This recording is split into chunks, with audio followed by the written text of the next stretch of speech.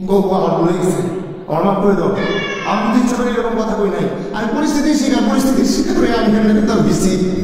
এই তুই কি শিশু? হ্যাঁ, তোর যেটা শিখা দেয় তুই সেটাই বলস, তুই শিশু? না না, নরেশ কইছে কি জানো, নরেশ এর বড় শাসন করে।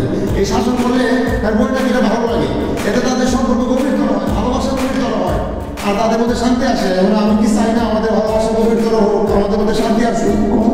আচ্ছা স্যার, মাফ করছি স্যার।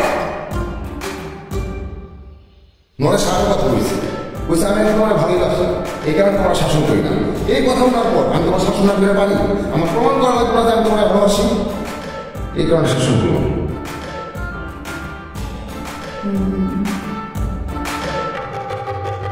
এখন কি তারা বুঝছে যে আপনি আমার কত ভালোবাসেন? তা ওই জন্য আছে যে শাসনটা করলাম তোমার তো অবাক হয়ে গেছে, একবারে বোঝাই গেছে। ঠিক আছে।